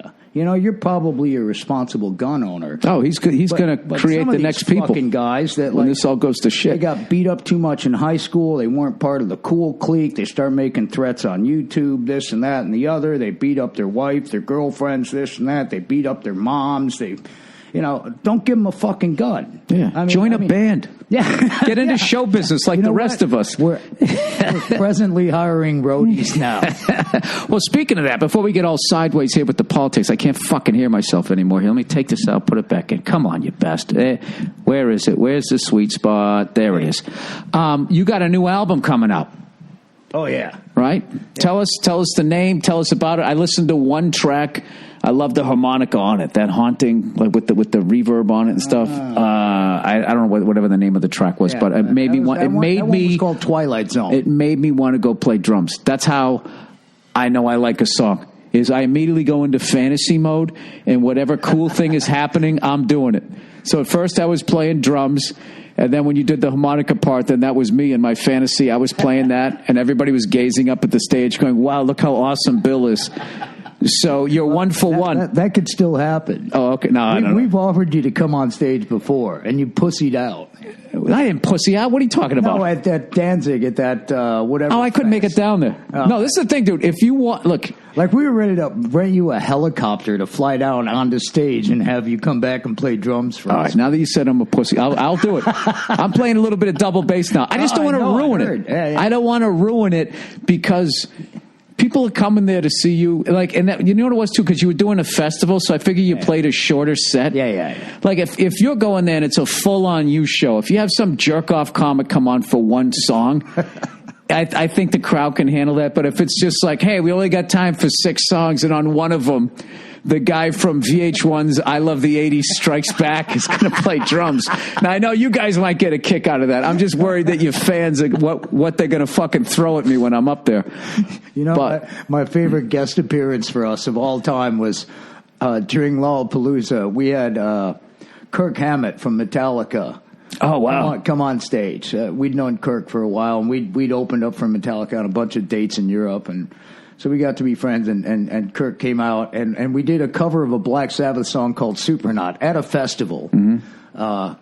And we were playing it, and we gave him the second lead in the song. So he started going crazy. I mean, his hair was flying. It looked like he had one of those industrial blow dryers on his hair, and there was no blow dryer. Just his hair was flinging around. He was into it. He was into it and all that. But it just went on for fucking ever. And so the rest of the band was just like, well, fuck it. We're out of here. So we all just walked off. And by the time he realized what was happening, he's still in the middle of his lead. There's no band members up there. And we're all standing there on the side of the stage, like looking at our watches going, dude, really? This is now like going on a 12-minute solo, you fucking... Oh, no. So then... Well, wait, at that point, he told me later, it's like he didn't want to leave the stage because he realized he was going to get shit when he left, so he might as well keep going at that point. I think it wound up to be like a 17-minute solo lead because he knew he was going to get his ass beat on the stage. Well, the thing is, if you guys leave and then he doesn't leave, it looks like it's planned. Right, well, it wasn't planned. We were just bored. Jesus Christ. Well, now, what is the etiquette if somebody goes to sit? So you don't fight. If you better not fucking do that to me. If you guys, that would be hilarious stuff. If you leave me up there and I'll be up there, boom, crack, boom, crack. See how long I can do that before I get killed. That's when you start incorporating the tom-toms and shit. Oh, is that what I do? Yeah. What I would do is I would do a backwards somersault off the stool and crawl my way out underneath the curtain. Did he get mad at you guys, or did he think it was funny? No, he was scared shitless by the time he got off, and then we all acted pissed, and then it was just like, that was fun, man, but he was kind of scared at first, but he's never come back with us ever since. He doesn't come back on stage. We don't get a lot of guest artists anymore. So. Well, I'm sure he told that story. I'm imagining that went around. I don't know if he'd want to repeat that story. He was pretty freaked out. I would have told it. Anyway, so you got this new album coming out, and it comes out on was it March 6th when it comes out? March 9th. March 9th. March 9th. Yeah, it's a Friday. Okay. Yeah, very nice. Party night. Yeah, shrooms. Woo. That's right, Shroom Weekend. And where can people get it? I guess everywhere. I don't know. God. I mean, what are you really creative guys? Go You're on the worst promoter. Wilshire with a billboard and start hawking CDs. I mean, I don't know where these things are sold. Well, is it going to be on iTunes? I don't even know if they are sold anymore. They just like by the time we post this, I'm sure someone will give me a link, and I'll be able to tell people where to get it. I mean, you've been in this business long enough that you know that the whole purpose of this is to get people to hear your shit, man. I've been in this business long enough to also know that I don't really give a fuck about this part of the business. Oh, okay. I just kind of do what I do, and Now, you were influenced, I always heard those guys you were talking about. Oh, Bill Burroughs, as you call him, William Burroughs, right? Yeah. Didn't those guys? They would type out a whole page of the story, and then they would cut up every word individually. They'd throw it in the air and then tape it all together. Yeah. And then they would just start writing from that. Yeah, that's what I did in 1980. What was it, 88 or some shit, around like Land of Rape and Honey. I decided to do an album like that based on William Burroughs' writing, which is how I hooked up with him later. I just took a bunch of pieces of tape. Yes, we actually used tape back then, not just digital, and just cut it all up into various pieces and threw it on the floor, spilled coffee on them, snorted coke off of them, or did whatever, and then put them back together. Some were backwards, some were forwards, some worked, some not, and then put it together, and it actually told a narrative, which is what Bill Burroughs was saying. I almost did it as an experiment, going, this guy's crazy. That can't just happen. Like, you just throw shit random on the floor and it talks to you. But 90% of the time, it seemed to work. Like, wow.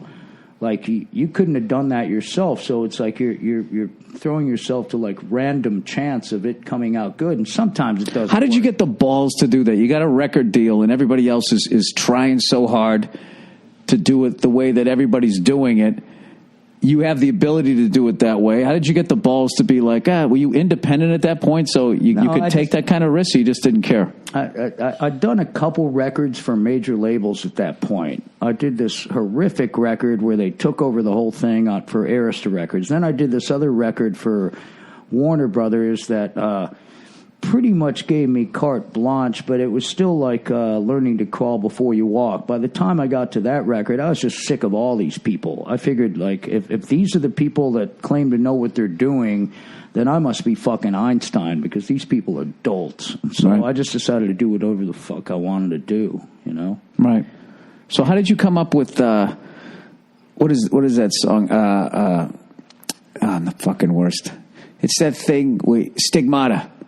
The guitar riff on that. I always thought the guy had a slide. Yeah, that is. Is a slide? That's Somebody a slide. told me you sped it up.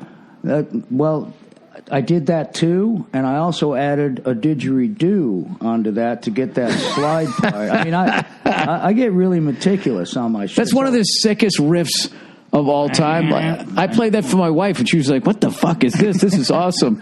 And then you went wow over the top, and then then she kind of left. Yeah, well, back then people weren't using distorted vocals either, and that was actually quite the accident because we had this cheap Sony ass mic that ran on batteries, and the batteries were low. And when I went to sing that first scream, it just sounded like a cat was being tortured. And like, yeah, that sounds great. Let's keep it, So then we started trying to replicate that sound for the next 10 years. It's kind of like your first heroin hit. Right. Spend the next 10 years. Like we should have kept that microphone and those batteries. So what did you just use, like the bullhorn? Because I've seen like the clips of your live shows are unbelievable, and they're also terrifying. Like, I love them. They give me the chills as I'm watching them, but then there's a part of me going, I'm glad I wasn't in like that fucking pit down front, because especially the way I look back then, I look like fucking Ron Howard way back in the day before I looked like a Ginger Yule Brenner. Our pit is like, it's scary for us too. We look at these fucking kids and we're like, like I said, I'm pushing 60 and I'm looking at these 20-year-old kids and I'm thinking like, these could be literally physically my grandkids, and I'm worried about our future. So what's on the pit on stage, man? What's some of the weirdest shit or scariest shit you've seen when you were on stage? You know what? No, I don't have anything that's like particularly like you hear about like there's some rap concert the other day that they stopped the concert because they saw a girl being raped in the front row or in the pit or something like that, and I've never. How does that happen? Like other people don't see that? They're so like what riff were they playing that everyone was so locked into it that there's literally somebody getting raped next to you and you can't see it? I don't know. I don't understand that. I've never seen anything like that. Actually, some of the Stairway to Heaven, maybe. I mean, people love that one. They're just waiting for that drum fill. Yeah. Well, that would be like if I saw something really weird on a Stairway to Heaven song at a Led Zeppelin concert, it would probably be a hobbit being raped in the pit, because I never understood this about Led Zeppelin. Don't take me wrong. I love the fucking band. But this guy, basically his lyrics, we've given him a pass. All he sings about is dungeons, dragons, castles, maidens, horses, and his hobbits, dick. And his dick. Yeah. I mean, squeeze my lemon or whatever. I mean, this guy's really coasted, this Robert Plant guy, for like many years. And I love the fucking band. Don't take me Did you wrong. ever get to see them? Oh, yeah, of course. Fuck. And they're just amazing. What tours did you see him on? Jimmy Page. I saw him at the Chicago Stadium in 76, 77, something like that. I mean, so Bonham had the Vista light at that point, right? The orange see-through one? No, he was strutting around and it gets better. While they were in town, okay, they spent 3 days in Chicago. And he did his show at the Chicago Stadium, the old stadium. Mm-hmm. And I went and saw that. And then I had to work at Wax Track. So this is like 79. So he's got the stainless steel kit. No. He was walking around with like a little, girly top tied off around mid-torso. And then... Who did? Robert Plant. Oh, I think he's talking about Bonham. I'm talking about bell bottoms. Were as wide as this coffee table. And he's strutting around doing all this stuff. And at that point, he's in his mid to late 40s. And I just thought, damn it, this is inappropriate. You know what's funny? He wasn't. He was only like 30 or 31. Well, he was born in like 48. Like he was mid-40s, so maybe he should have stuck to heroin because he wasn't pickled. Because he was strutting around, and I'm going like...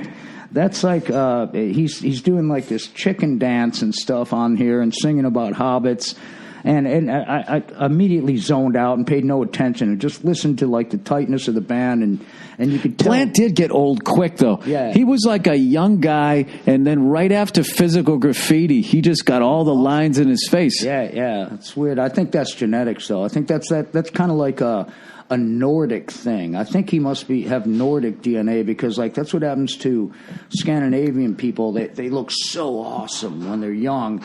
And then because their genetics tell them, like, when they're old, they've spent 40 years of Nordic winters. And their skin says, fuck you, I'm cracking, Right. I'm wrinkling now. They just needed some lotion. But he looks cool now, though. Yeah, he needs lotion. But he looks cool now, though. Yeah, he looks great now. He found the lotion. Yeah, but he never. Yeah, but you can tell his face. He never did heroin. Yeah, right. Or not. Yeah, he, no, he didn't he's a get coke kind of guy. Yeah.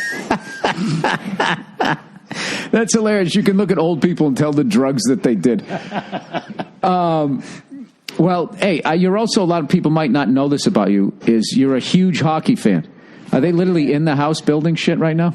Yeah. This is Destruction Zone 1. This is That's cool. We've done almost 40 minutes before the hammering started. So now, and as we brought up Led Zeppelin, Hammer of the Gods. Oh, right there, huh? Jesus. Oh yeah, that was a book that put me to sleep. Oh, I believed every word of it. Oh, I do too. No, I'm but it joking. still put me to sleep. It's compared to like the shit we did, and not only just us. What are you talking? bands. You put a shark in a woman? Isn't that what happened? It wasn't Edgewater a real in? shark. It was It's a dolphin. No. Baby seal? It was a bathtub plastic shark, and one of our roadies was penetrating a girl willingly. There was no rape charge. I wasn't talking about you. I was talking about Zeppelin.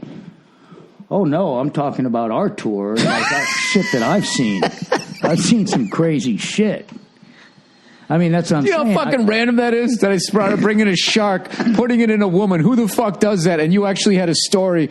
You're like, oh, it wasn't a real shark. It was a toy shark. Well, and it wasn't me, and it wasn't the band. It was we had two buses. We had the road crew bus and the band And the shark bus. And the band bus basically had some kind of decorum going on, but the crew bus was literally Dante's Ninth Gate of Hell. I mean, you walk on there, and it was just like Caligula on steroids going on. Oh, wow. The shit that you'd see. And I just go on there because, like, say I'm out of smokes. I go in to borrow a pack of smokes from one of the roadies because none of the band smokes, and so I'd go, and then I'd walk in and just walk into like Dante's Inferno, Stepping through an orgy. Yeah. Just to get A human minefield of fornication. Trying not to step on anybody's fucking hands. Yeah, well, I'm actually, I've had the exact opposite experience on the road where it's just been a lonely, isolated thing, but I was kind of built for that. Like somebody was asking me about that shit, about being on the road and like groupies and stuff. And it's just like, dude, that just doesn't fucking... It's different for comedians. For comedians, it's just not. It's not what like, dude. You guys go up there with a fucking ukulele and you just fucking. Yeah, but how many all people the leaves you are travel brown, and all of a sudden there's fucking panties flying at you. You know it's true. Yeah. I'm not saying you. I'm not saying you, but you know.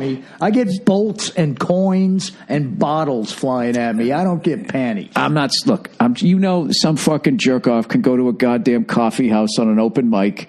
All right, and he can fucking go up there with the ukulele. He could literally do his cover, probably do a reggae version of a Mama and Papa song, right?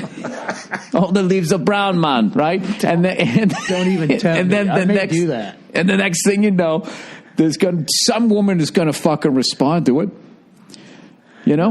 Yeah, but how many people do you travel with when you go on the road? Nobody. I go by myself. I have you don't even have a handler. No, I have like open it. No, it's just more people I got to talk to. I don't have look. If I go to another country, and I don't mean Canada. Yeah, I mean another country.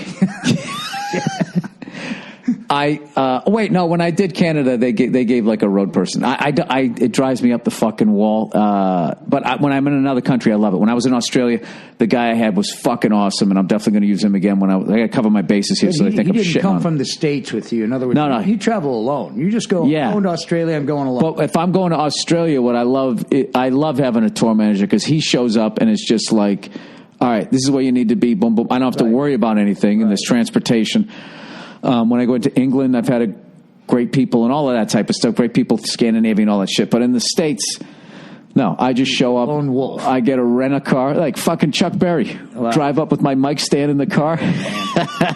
Keeps the overhead low. That's the thing. That's where things get dicey. When like our touring party is about 17 people between band and crew, and there's generally 3 or 4 rookies on each tour, and the rookies have read too many books like Hammer of the Gods or Mine. Oh, yeah. And so they bring that shit onto the buses, mainly on the crew bus. We've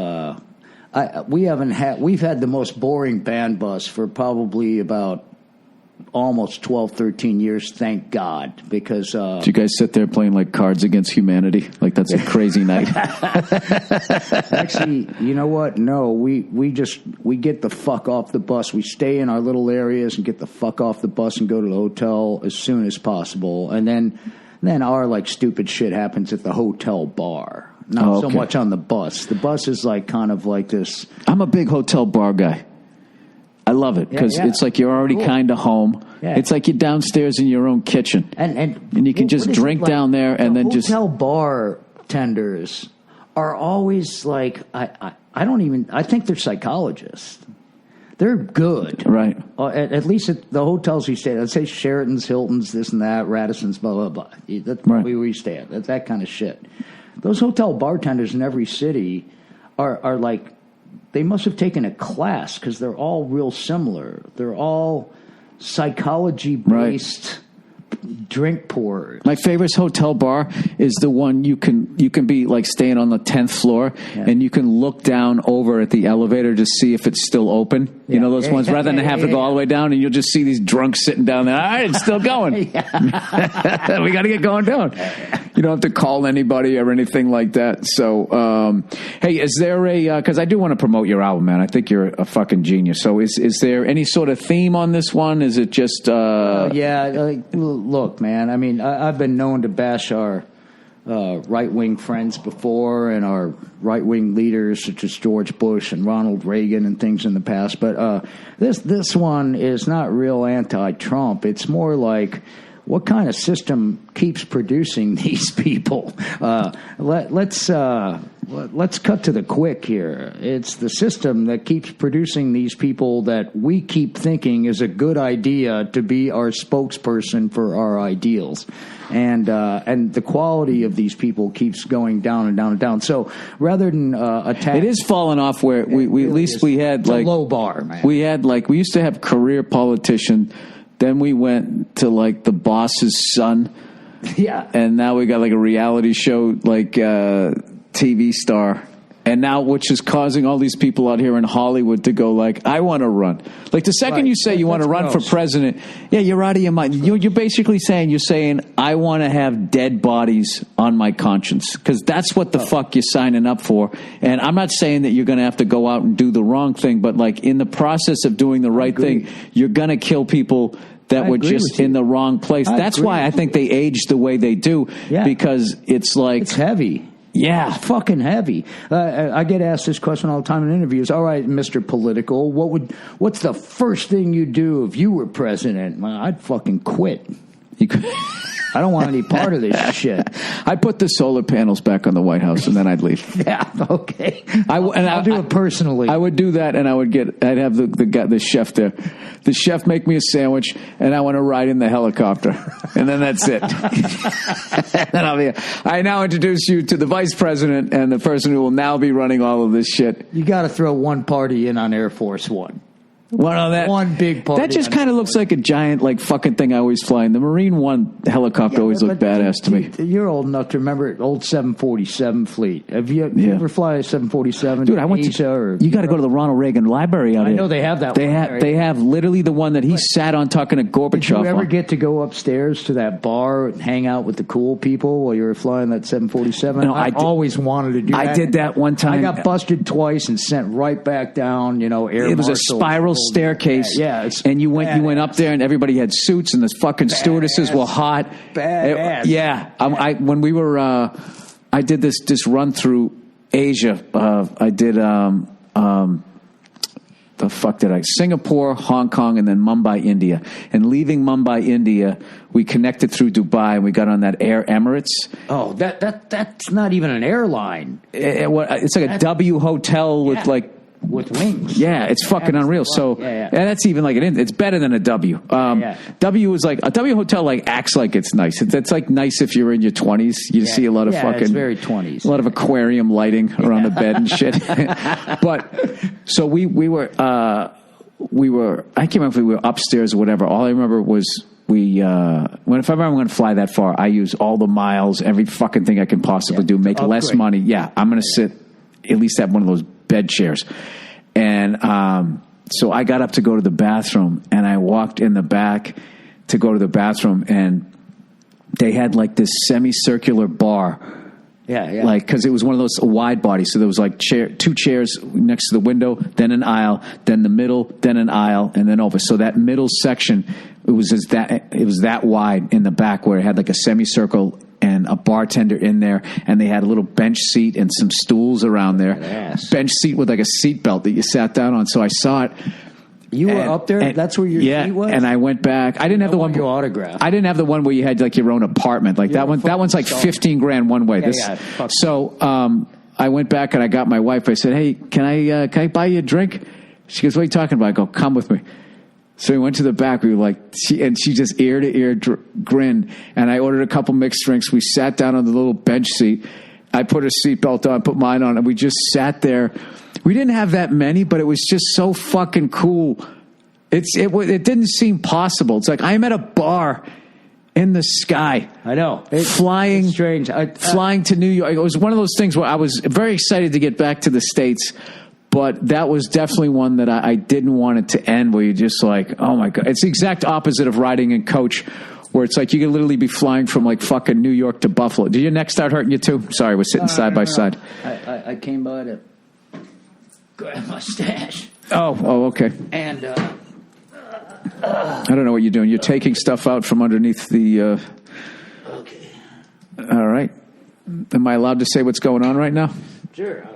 I don't know. He took. Legal. Yeah, is it legal? I don't know what it is. It looks like he has. Oh, that is wine. I thought that was like liquid weed that you're going to pour into the vaporizer and it reaches a certain temperature. Let me tell you something, man. You are a fucking rock star, because I've never had an experience that good flying. The closest thing I ever had was I did an 18-hour flight to Australia once, and I was on the last fucking flight that allowed smoking on 9 seats. Only on 9 seats. No way.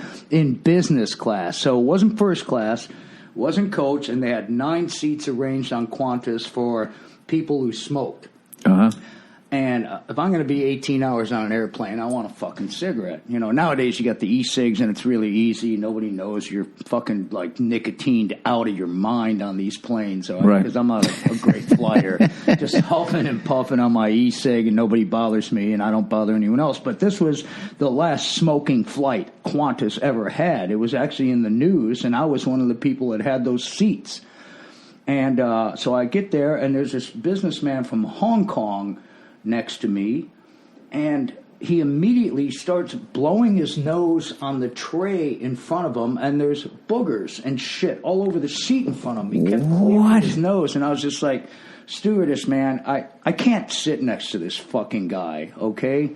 He was really weird. It was rude. I think you're being really nice about this guy. Yeah, to define that as weird and rude. And the flight was booked, so they put me in one of those kamikaze seats that the stewardesses sit on right before they do the little jump seat there. Yeah, a little jump seat. So they put me in there. So I was like, all right, cool. Why don't they stick the snot blower up there? Well, that's the point. So like I'm sitting there and I light up a smoke and they just like flipped out. Like, you can't be smoking here. Like, what are you doing? I'm like, well, I'm not sitting next to that fucking guy.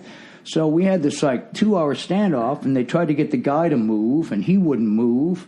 And so they finally acquiesced, since it was the last flight with smoking. I got to sit there on the jump seat and just chain smoke the whole time. That was like my rock star flying story, man. What's with Hong Kong? You know, when I flew from Singapore to Hong Kong, now in defense of Hong Kong, this guy might have been from Singapore. Hey, he might have been from New Hampshire. I didn't talk to him. Yeah. But up in the lounge there, they had they were making dumplings, all right? And the fucking dumplings that they make over there, dude, they literally, if you dropped them, they would like float. On the plane? No, like in the airport, right? Right. So they keep coming out with these dumplings, and this motherfucker keeps going up there, and he would like take 7 out of 8 of them. He was a skinny bastard, and he was just, it was like, do you remember Paul Newman in Get Mad at Them Eggs, Cool Hand Luke? He was eating them like fucking Cool Hand Luke. just sticking them down his fucking throat, and they were delicious. And it was just like every time they would bring them out, I would have to like look over to make sure I could go up there just to get some for me and my wife. So this guy must have done like 20 or 30 of these. The whole time he was up there, he chowed those goddamn things. And it, I don't know, it kind of put me in a mood. Like I was going, this is what Hong Kong's going to be like? Bunch of selfish people eating all the fucking dumplings. But then I had to quickly be like, wait a minute. There's selfish assholes from where I'm from, and I'm one of them. So maybe I'm going to the promised land. A travel review. Hong Kong by Bill Burr. A bunch of selfish people eating dumplings. Fuck. This is based on one guy who was going to Hong Kong, who I don't even know if he was going there, forget it, if he lived there or if he was even Chinese. So anyways, how do you watch this shit all day? MSNBC? You seem like a news junkie. Yeah, I'm kind of a news junkie. I don't watch it intently, but I like keep it on as wallpaper and periodically glance over and see like, oh, shit's hit the fan. Holy crap, it's been 2 hours since shit's hit the fan. It's kind of more enjoyable with like the sound down. I'm loving this guy on the right. He has the exact same haircut as Prince Charles. It sticks out the exact same way. Yeah, it does, except he's got more hair on top, if that's his hair. But what I like is that he's completely covered in the graphic that the stock market is tanked today. They do that to people. Like if I have to be on CNN next week. Okay. And that's my first time. Oh, nice. So I'm going to be in one of those squares. And I just hope the stock market hasn't completely gone to shit, and I get blamed for it, because that's what you'll remember is this guy caused your stocks to. I didn't even know that was about the stock market. Yeah, I just look at that guy going, that guy's fucking his maid. Well, no, that's the haircut he has. No, there's people right now that have lost their pension because the stock market's down, and they're looking at this guy like it's only down $385 though, right? Yeah. I mean, that's not. Is that what that is? $389? Yeah, it's like down 500 or something before. I don't know. $500? What does 500 mean? I don't. I do, and it's the worst. You can't get out of it. You can't. You pay attention to it? Do you follow? No. I don't know. I just look at it like I'll never get that money back, and whatever's left when I'm 65, I'll be like, oh, shit. I just view it, it's like Las Vegas without all the really gaudy, like, decorating and buffet food. It's just like Las Vegas. I've done okay in it, but I invest conservatively and with conspiracy theories. So you go for the blue chip. No, I go for, like, tangible shit. Like people who make tangible shit. And I remember I invested in all these companies that were like digging for gold and stuff. And then because I felt the dollar was going to collapse. But then it dawned on me one day. It's just like, well, wait, at the end of this, I don't have any gold. So I bought them a bunch of shovels and pickaxes to give to children somewhere to dig this out of the ground. And in the end, you know who I was talking to? Who the fuck was I talking to? I got a friend in Chicago that has literally made millions of fucking dollars. This is really sick, all right? But I want you to listen to this. This is really emblematic of what's going on today. Is this place haunted, or is that somebody hammering? No, that's somebody hammering. Okay, I'm just making sure. It's a destruction zone right now. But this guy would wait for a mass shooting, and as soon as that happened, he would invest in gun stocks. And sure enough, gun stocks would go up, spike 25 points on the day. Like he'd come in there and go $100,000 and just buy whatever gun stock after a mass shooting. Within 3 days, he would sell it all before it went back down. And he's made millions just doing that. Now it's kind of creepy, but this is where we're at right now. But I wouldn't try to make it that way. Now, what way can we do it, Mel? Let's think of another disaster that happens where we can make some money here. Every time there's a mudslide, you invest in what?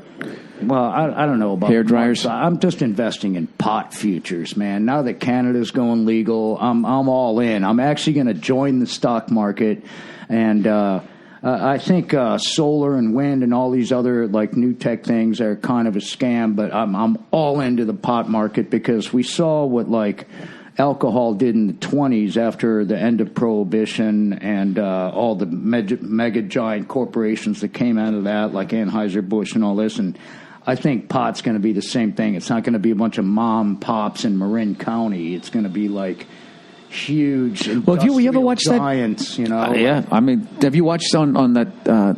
Was it Vice? Is that the name of the channel? Yeah. Where they're like putting it into food. I mean, it's becoming like this gourmet thing overnight. Yeah, I cook pot food. Dude, Do you think that'll ever happen for like heroin? Like today we're making some opiate English muffins. You take like 2 bites in, There's and then you NFL just sort of players you that just have start. failed their urine test because they ate poppy seed muffins, or so they claim. Oh, give me a fucking break. Well, that's what they claimed. But I'm just saying. So there is opiate foods already. Yeah, But they ate poppy seed muffins after they shot some heroin. That's why they fucking failed their test. That's why when people talk. I used to joke about that when people like say like, "Oh, it's I'm not. It's my metabolism." That's why. That's the big scapegoat. My metabolism. It's really slow. It's like that and fucking 6,000 calories a day. That will make you out of shape. So, anyways, all right. I think we're about. Dude, this is the most effortless fucking 58 minutes of my life. I'm so psyched that you made another album. I've heard the one track, the Twilight Zone thing. check the video out. I saw the video. I loved it. Yeah, and the new video comes out on March 9th, too. Not one of these, like, concocted by the label lyric videos, which we have no part of. And I guess they're pretty good, and kids like them and all that, but we don't put any really input into that. That's the label just wanting you to get to know the lyrics and things in the most basic way because people have the attention span of a fucking bathroom gnat and this and that. Right. This next one is we filmed it all on the same day, this Twilight Zone video and then Victims of a Clown. So I haven't seen it yet. I should be able to see it. Victims of a Clown. Yeah, I should be able to see it tonight, actually. We get some rushes on it, and I hope it's as good as Twilight Zone because that one's pretty funny video, man. I'm out there hanging with Gray Wolf, this Indian-American guy I met from AIM, American Indian Movement, and pretty high-level AIM guy, too. And we're out there at this campfire just blowing harps and drinking ayahuasca tea, and it was great. Tell me about your band. You were mentioning some of the guys you got in there. Yeah, we got kind of a pretty good all-star lineup. It's Joey Jordison's playing drums with us this tour. Burton Bell's helping me. Joey Jordan from Jourgensen from Slipknot. Yeah. And Burton Bell from Fear Factory is helping me on the vocals this time. And Tony Campos from Old Static X and Assassino and about a billion other bands he's in is on bass. And then our two usual guitar players, Sin Quirin and Cesar Soto, which are awesome. John Bechtel, which has been with us for about 8 years, and he comes from Killing Joke in the early Killing Joke days. And then DJ Swamp from Beck. This is awesome. When are you going to put your tour dates up? Because I got to see you guys live. They're up? They're up. What's your website? The first ministry... I don't know, .com or some shit. I don't know, Bill. I'm not the best promosexual you've ever had I'm finding that. I'm finding that. All right. Well, but Al has a new album out. His band's called Ministry. You can buy it somewhere. And he has a website that has the name Ministry in it. Something like that. And he is on tour, and somewhere those dates are available. Yeah, it's like a treasure map, and at the end you get the pot of gold. Just find it. It's just write Ministry, and either you'll get put to some Billy Graham webpage or you'll get put to us, but I know that somewhere you'll wind up on our page and you'll figure shit out. Okay. Well, dude, you're one of my favorite people. I always love talking to you, and it's an honor that you wanted to come onto my podcast to promote your album. I hope that you wanted to, and it wasn't your label making you do this, and this has been an uncomfortable hour. My label doesn't even know about this. Oh, okay. This is you, Liz, and me. This is all right. And then we're just going to spring it on him and go, fuck you.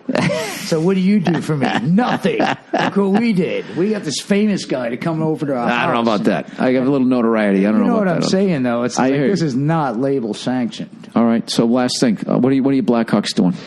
I barely watched hockey this year, and my Bruins have made all these moves. We bought, a couple guys from off the you got New York Rangers. You got Wingles from us, a nice fourth line guy for you guys. You guys, we got Nash from good. Yeah. You got Nash from the Rangers. You guys are looking good. I mean, and this is good for Boston. You needed this because when Claude Julien was your coach and shit, you guys were up, down, this shit, good. I loved him. Good.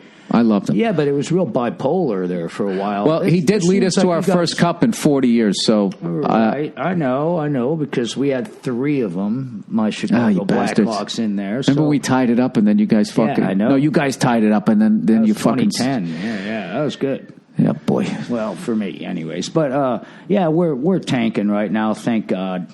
It's time to like get some new blood. I mean, the general manager Stan Bowman. It was his first year after the first cup, and he made the rookie mistake of a GM and just like. Oh, well, of course, Chicago hadn't had a cup in like 40-something years, so everyone's like, we got to keep this team forever, and, you know, everyone thinks that they're all junkies, and they're going to look the same 20 years from now as they did then. And so he overpaid all these people, locked them in with no trade contracts and shit, and now we're stuck with all these decaying old guys that don't do enough heroin. Seabrook's still playing for you guys? Oh, yeah, I think. I mean, he's out there. That's the best number in hockey, 7. 7, yeah. Well, and just and 9 and 7. 9's a good one too. Yeah, any like a single digit one, is cool. But those all got retired because all the best guys had them. So now like the big things to have the double, the 77, 99, 88, all of that shit. Right. Yeah. All right, cool. Well, thank you so much for coming on the podcast. I can't wait to hear the new album, and furthermore, I can't wait to see you guys live. If you're doing a full show, I will come out on a toy drum set. We got a double bass pedal. We got March 22nd or so in Anaheim and March 23rd in Ventura. And I want you on drums at one of those shows. If you can fit it in your schedule, that'd be awesome. Absolutely, but I don't know that I'm going to be able to like my double bass play. I'm just starting. No, we'll give you an easy song to play. How's that? We'll give you something, and we won't fuck with you too hard. I promise. Hey, it's your show, man. I don't give a shit. You want to fuck with me? Fuck with me. Just the fact that I'll get to do it will be awesome. All right, awesome. Al, thank you so much, and everybody, thank you for listening. And I'll check in on you on Thursday. Thanks, man. Bye. No worries.